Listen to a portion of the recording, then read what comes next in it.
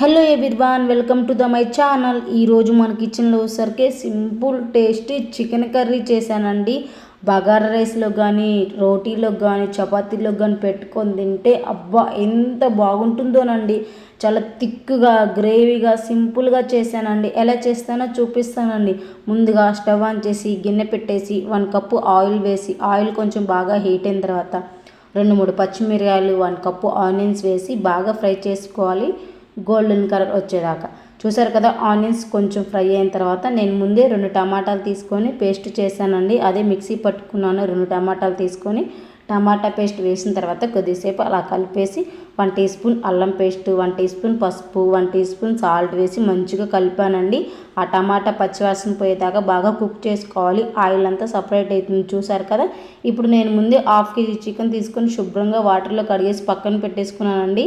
అప్పుడు నా చెయ్యి కాలిందండి, ఏమనుకోకండి. కొంచెం ఏందా చెయ్యి వెనక్కి తిప్పింది అనుకుంటున్నారా, కొంచెం చెయ్యి కాలిందండి, కళాయి తగిలింది నా చెయ్యికి, అందుకే కొంచెం అక్కడ గిన్నె పక్కకి వెళ్ళింది, ఏమనుకోకండి, ఓకేనా.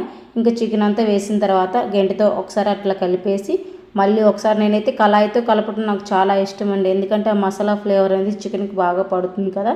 అట్లా కలిపేసి ఇంకా మూత పెట్టేశానండి. ఒక 10-15 నిమిషాలు మీడియం మంట మీద కుక్ చేస్తే సరిపోతుందండి. చూసారు కదా, వాటర్ అంతా సపరేట్ అయిపోయి వాటర్ అంతా ఇంకిపోవాలండి. ఒకసారి అట్లా గెంటతో కలిపేసి ఇంకొక 5 నిమిషాలు అలానే ఉంచుదామండి, వాటర్ అంతా ఇంకిపోతాయి. ఇంకా నేనైతే మళ్ళీ మూత పెట్టేశాను ఒక 2 నిమిషాలు అలాగా. ఇప్పుడైతే చూసారు కదా, ఆయిల్ అంతా సపరేట్ అయిపోయింది.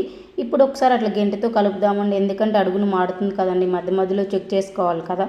పర్వాలేదు, ఒకసారి అట్లా గెంటతో కలిపితే, కానీ చికెన్ ముక్క ఇరగకుండా చూసుకోండి. మెయిన్ ఇక్కడ ఇదేనండి, చికెన్ ఇరగకుండా చూసుకోండి, లేదంటే థిక్గా ఎట్లా పడితే అట్లా అయిపోతుంది.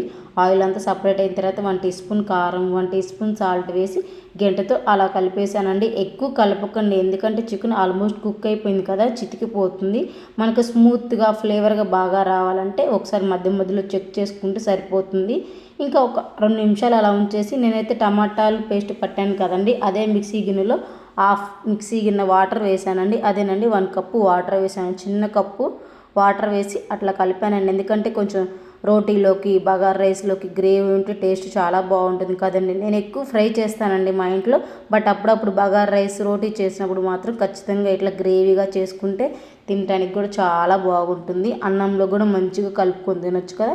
ఇంకా లాస్ట్లో చికెన్ అంతా కుక్ అయిపోయిన తర్వాత 1 teaspoon garam masala, 1 teaspoon ధనియాల పౌడర్, ఇంకా లాస్ట్లో 1 టీ స్పూన్ చికెన్ మసాలా వేసి స్పూన్తో అలా కలిపితే అయిపోయింది, చికెన్ కర్రీ రెడీ. చూసారు కదా ఎంత బాగా వచ్చిందో.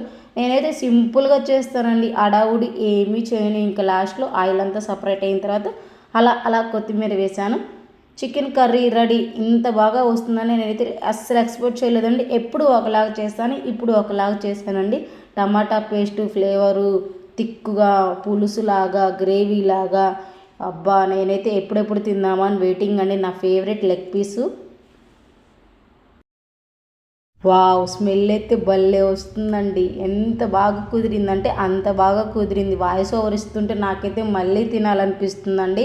బట్ అప్పటికి తినేసాను. ఇంకా ఉండదు కదండి, 1/2 కేజీ చికెనే కదా, ఇంట్లో అందరు తినేస్తే ఏముంటుంది చెప్పండి. చికెన్ అంటే రోజు తినేదానికంటే ఒక ముద్ద ఎక్స్ట్రానే తింటాం కదా ఎవరైనా. మా వీడియో నచ్చితే లైక్ చేయండి, మా ఛానల్ని సబ్స్క్రైబ్ చేసుకోండి. Thank you so much watching my video.